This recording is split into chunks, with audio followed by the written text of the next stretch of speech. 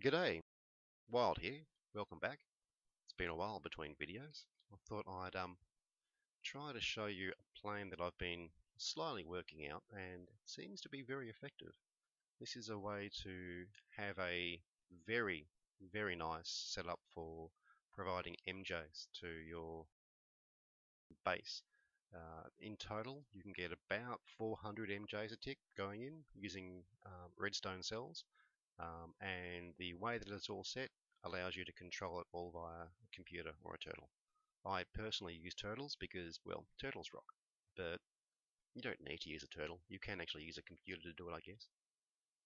There are some ways of doing it with just redstone latches, for example, and gates, but I find the computer to be smaller and more efficient. So let's have a quick look, and I'll show you the setup that I've got first. Now, the idea behind the design is the whole thing sits inside half a chunk, and you can expand upon it accordingly. You also don't need this to be just MJs. It actually can be used, for example, using the geothermal generators, so you can actually generate electrical EU, or you could actually go up, if you're running it, use the GregTech thermal generators that will be much more effective on the use of your lava in this case, and also provide just that little bit more power. So also a good option. But let's start at the beginning. I've got a chunk loader underneath here, so I'll just turn on you can see what I've done here. The idea is that this can sit fairly compact underneath your base. So I suppose it could also sit on top of your base, but in this case I normally do it underneath. So let's turn that off. Now the first thing you do is set up your tank. Now in this case it's a 7 by 7 tank, 8 tall. This is going to give you a total of 6 million content. So that's a fair bit. Now it should note that a 9 by 9 with 8 tall will give you 10 million. So that is significant, but it's a little bit larger, and this won't be as compact if you do it that way. So I tend to pick this sort of design.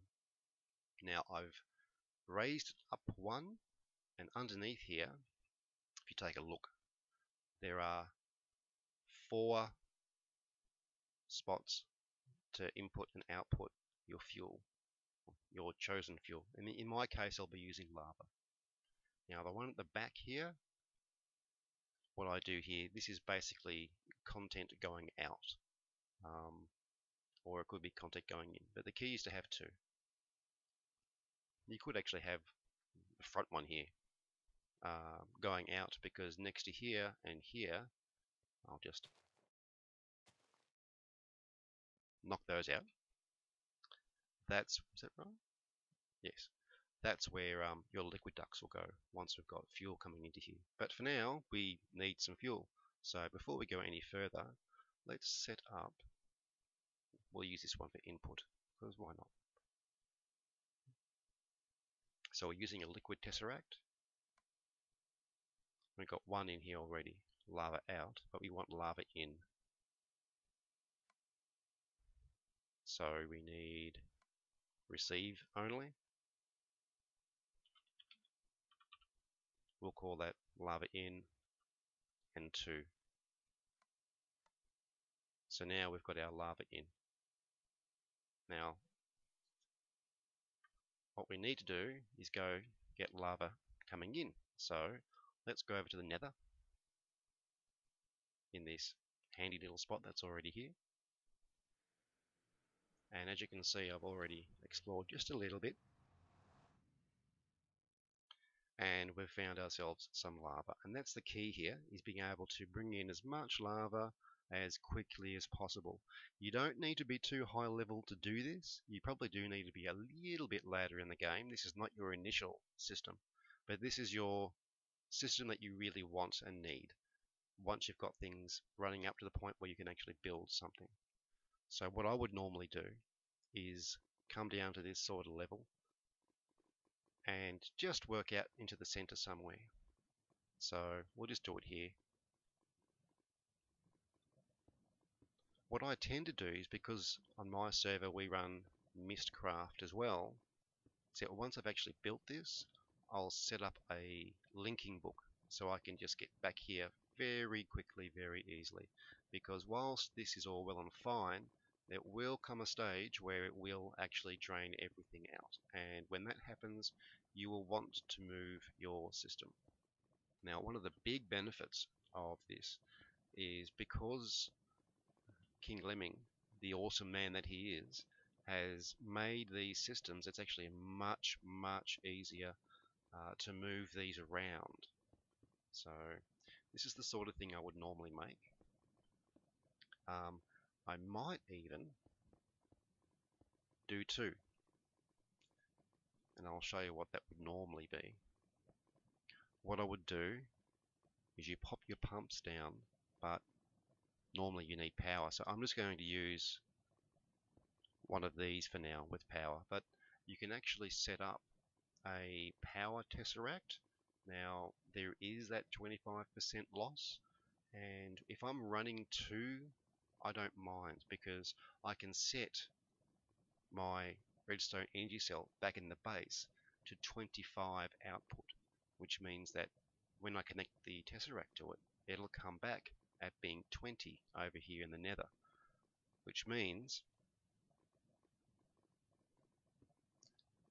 it will quite happily run two pumps at full. So that's nice, and it's not a big thing really.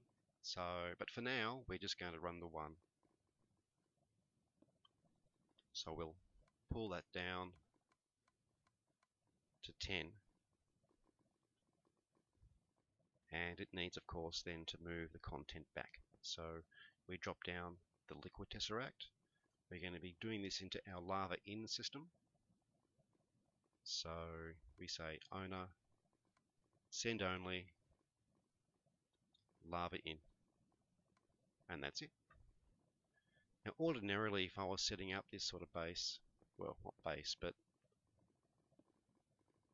station, I would tend to enclose it fairly quickly. Again, you can do this, you know, quite fast, quite simple.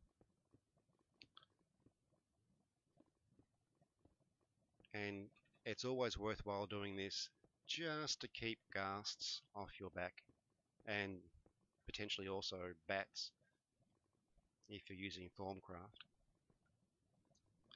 But yes, what I do is enclose the environment.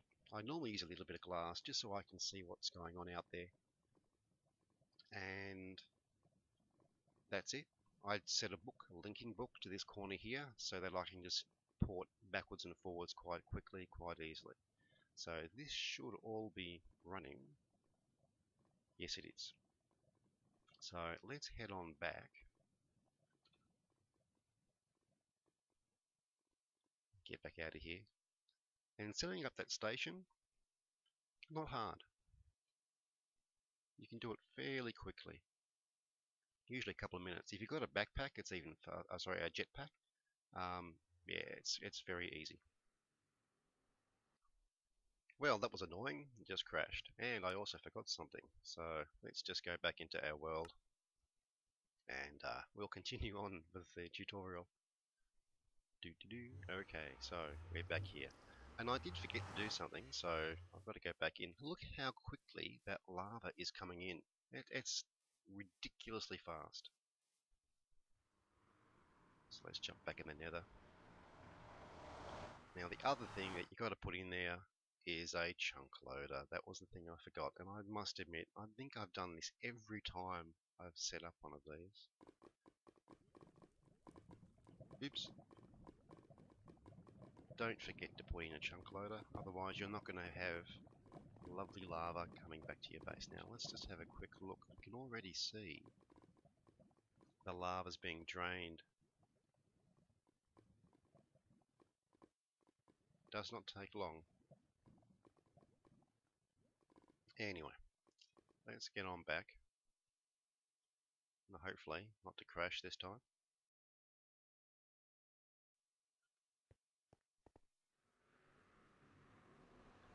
There we go. So, look how quickly that lava, I mean, yeah, it's crazy how quick it'll actually fill up. Crazy fast. The liquid tesseracts, yeah, they're awesome. So, we've got lava coming in, but now we want to actually build the engine environment. Now, this is what I normally do. I've been using this for a little while, and it's been absolutely fantastic. So we'll just get rid of this gear, because we don't need this anymore. We'll keep the stone there, I guess. Now the first thing we're going to need, actually I'll just pop that there, is that all our engines will actually be running vertically. So they actually go up.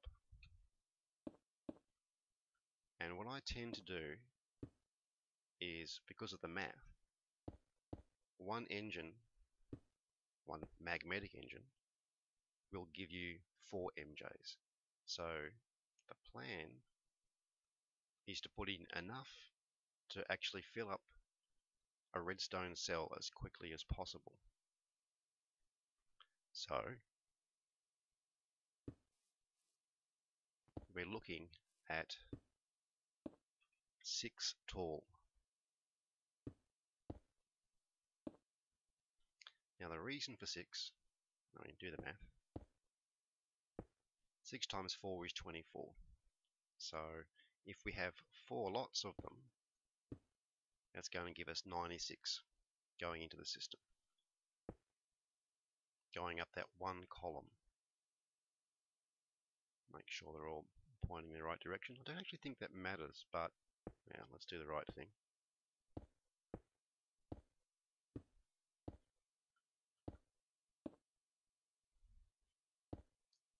Just get them all in place. Oops. Okay, so after that, you want to come up with one more and then pop down your redstone cell. So all the energy from the engines going to that central column, all leading up to that point here. Because you'll have multiples, what you do is run them this way. So we have another one here, then you flip these, and then you'd have the same on this side, and the same on this side. I'll just do that so I can pop the cell there. That lines up? Yeah, that lines up.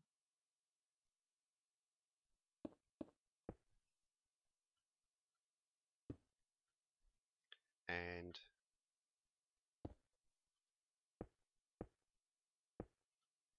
there'd be another one on this side. So you'd have a full set of banks, 4 banks. They all feed their own cell. And then this piece would go up into your base. And from there you can distribute what you like, where you like. Now, as I was saying, because this is 8 high, there's that space on the bottom, and there's a space on the top. So that gives you a 10 high room, and it's very much worthwhile planning for that 10 high room. So that's the sort of thing you're looking at. This will be your room, your engine bay room proper. This would be like the floor. I tend to have a 2 floor, sometimes more, depending, just to give you more options when it comes to wiring and moving things around. So up here you'd have your various engines, whatever. But let's get back down here. What we want to do is now fuel these things. Now, fueling them is actually pretty easy. What we want to do is get down underneath here. So whilst this is all nice and beautiful, really, it's not going to do the job for us. What we want to do is attach liquiducts and liquiducts. Simple as that. Now, we need to find a way to bring them all together. So, and don't forget, you'd be doing basically a mirror image on this side when you've got your engines here as well.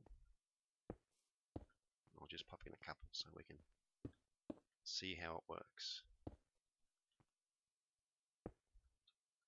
Now, to continue our liquid ducts, we'll actually need to go down.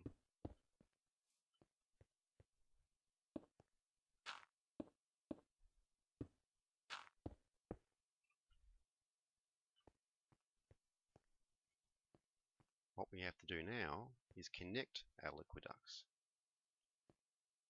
So, this is where we're going to be connecting them, and we want a lever.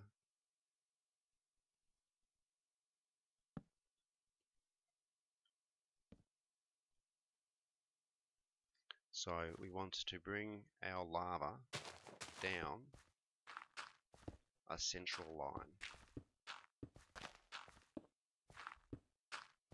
like so. Make sense? Nice and simple. Then we run our line down the center, like so. Make sure we can get out again. That simple. So this way you can feed your entire system with one line. We just have to hit that with a spanner, our crescent wrench, turn on the lava. There you have it. Nice and simple, all just functions. Powering up this fairly quickly. And of course these do take a little bit of time to get up and running, but as you can see, actually it didn't take any time at all. That's very, very cool. Very, very simple. Now the other side to it is that this will be on permanently. This is not necessarily what you want. It's going to go through lava when, well, it doesn't need to. And whilst lava isn't too much of an issue because there is so much of it, you still might be running this on something else. You might be using biofuel, using a bio engine. You could be using fuel, and I have done this with fuel, and it's very effective. But who knows? You might want some different options. So let's talk control. One of the things that you can do is, of course, control these engines using a redstone signal. So let's go and do that. Let's actually just knock these ones out for now.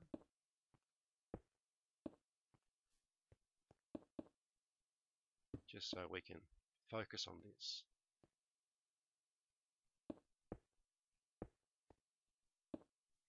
Get rid of these.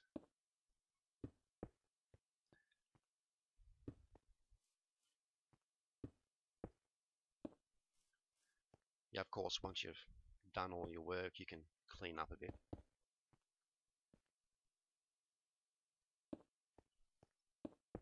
So, how do we control these engines? Jacketed wire is your friend. You run these up. We'll just get rid of this so we can have a bit of space.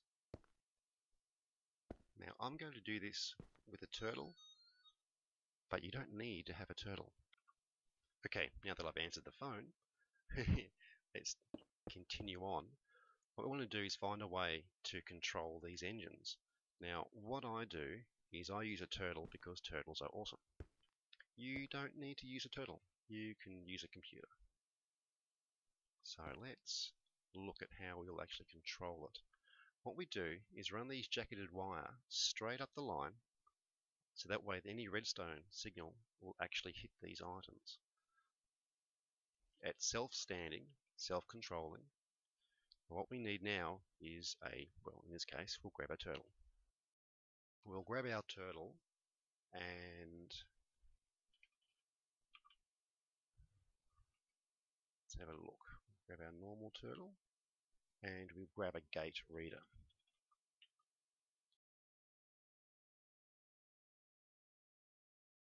So we'll place our turtle down and he connects front and back. Oh, one too high.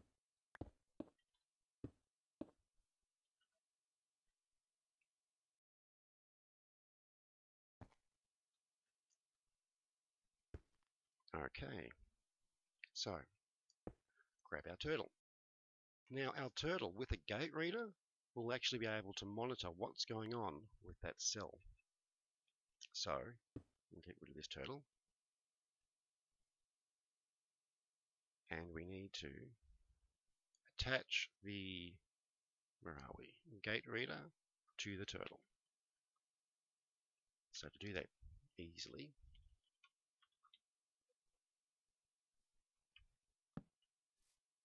what we do is we get our turtle and our gate reader to create a gate reader turtle.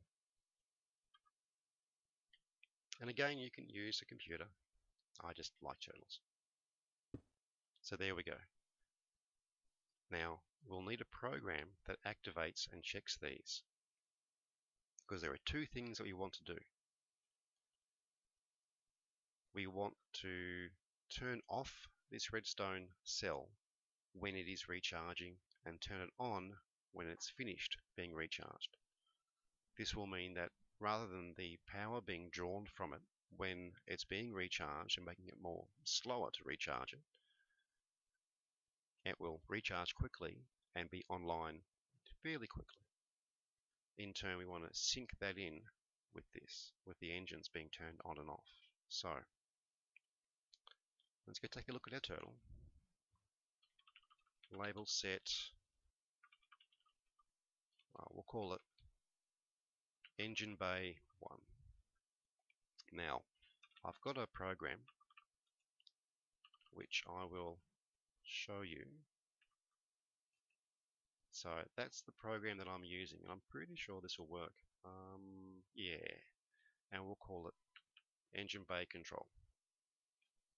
So the link to this will be available. Hopefully that all works. There we go.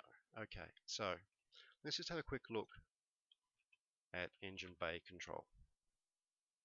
Basically, we're going to wrap the reader.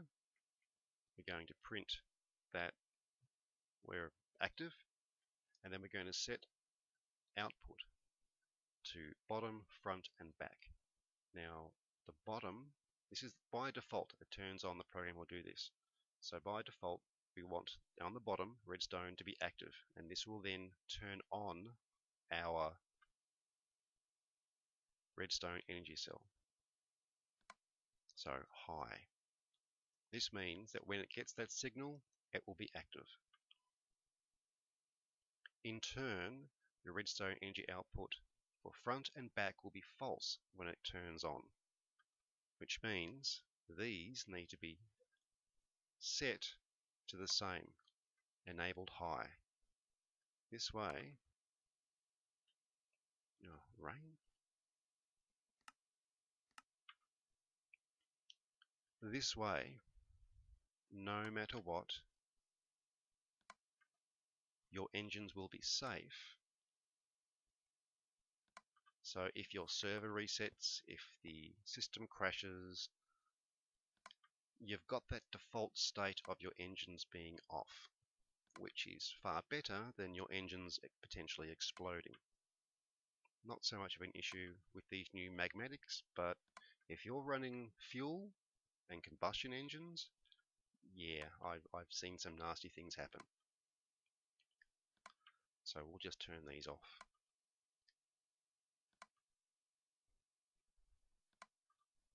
Like so.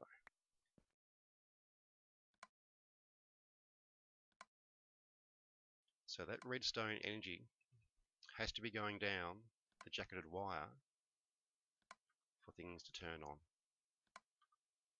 So default state, everything is off, and default state, the redstone energy cell is on. Making sense? So once we've actually set this default point, we're going to say while true. We want to get the data. We're going to just call it G for now. Now, if there is no energy from the cell, then we're going to print to the screen and say that the engines are now online. We are going to activate the bottom as false, so that will turn off the ability for that redstone cell to send out any energy. It will then turn on the front and back redstone, which will activate the engines. If it's full energy, then it will say engines are now offline and go back to our default state, which is the bottom is true, activating the cell, and front and back is being false. Now the problem with using just a gate to do this is that you're going to fluctuate between that whole do I have energy or don't I have energy, and really you want that toggle switch. You want it to only activate when it has to be turned on, and we only want it to be deactivated when it has to be turned off. There's no real middle ground there. So you can do it with some wiring and you can do it with red power, but I found this to be the most effective way. I then do a sleep for 6 seconds because it's nice for servers. It only checks every 6 seconds. That's plenty fast for what we want. So that's the program in total. It's very, very simple. Can be modified. Very, very nice. Works well on my base. And normally I would actually incorporate that into startup, but for now let's just turn it on. Oh, I think I know what that is. Let's just go and edit that. So line 10 is here. It's trying to get information, and I think it's because I use wireless turtles. So if I change that to right, oops,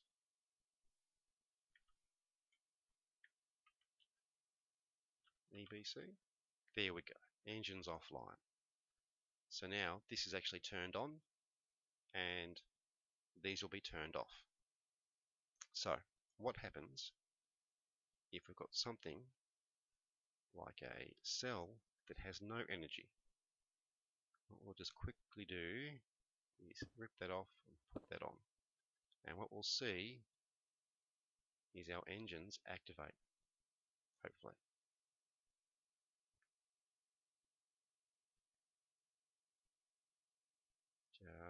Just waiting. Oh, hang on. Should be activating. Why aren't you activating?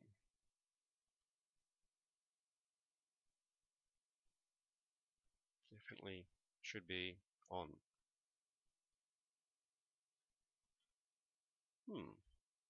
Let's terminate it and start it again.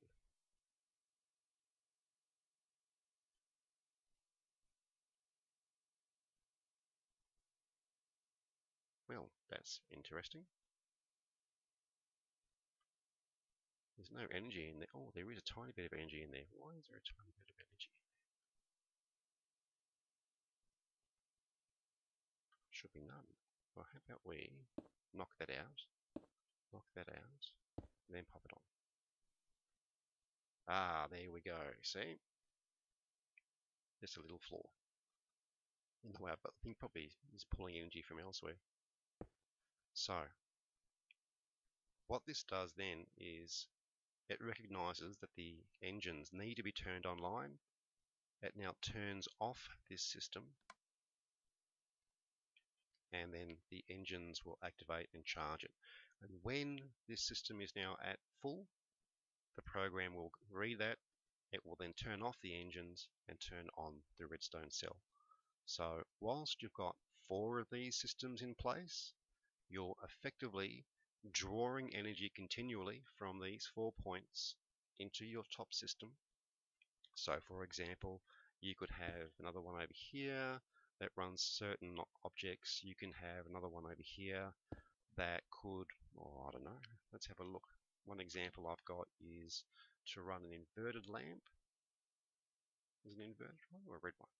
Oh, I've forgotten, I think it's that. and a lever, so that you have this, and you say requires the redstone energy. So you can set up machines to here, or from here, along this line, and you can activate things like your rolling machine, your carpenter, all those machines that continually draw energy. You pop them onto this, and it won't draw anything from here because it requires this to be turned on. So when you do turn it on, it's got a redstone signal, it's got a nice lamp, so you know the thing is actually active, and now it'll actually be draining and activating your always power-hungry machines. So that way you've got some control over whether or not you're going to be sending power out there rather than just wasting power all the time. So in essence, I guess that's the whole tutorial. You don't have to use lava, of course. I have a preference for it just because it's so damn easy to get, and it's renewable to a large degree. You can, of course, go even higher into renewables and look at something like biofuel, but for me, which is something I haven't done. But for me, this is the system that I use. It's very compact. It's a little expensive in regards to setting it up, but this is really closer to your end game sort of setup. And it's also fairly, you don't need to start this big. You can actually do it fairly small, but you need to start based around this concept. So one bay, for example, you might even only have 2 sets of engines. So you might have like 8 engines there, and you can grow as you go along and just add in more systems. The key really is the height and understanding the height of your room and the size of your room and the planning of where things will go. And once you've done that, it just all comes together. So I hope this has been of some use. It's certainly a system that works well.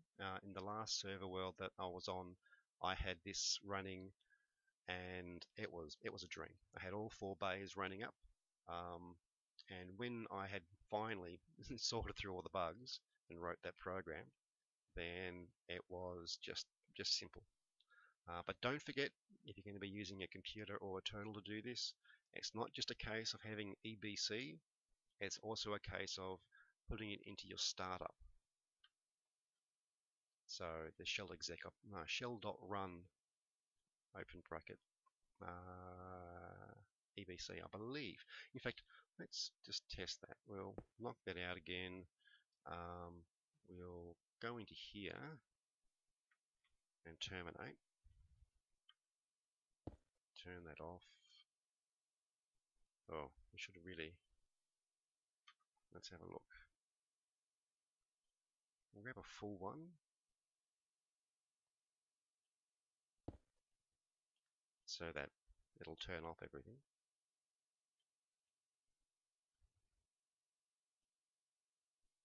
Come on. Oh, hang on. Need to be running.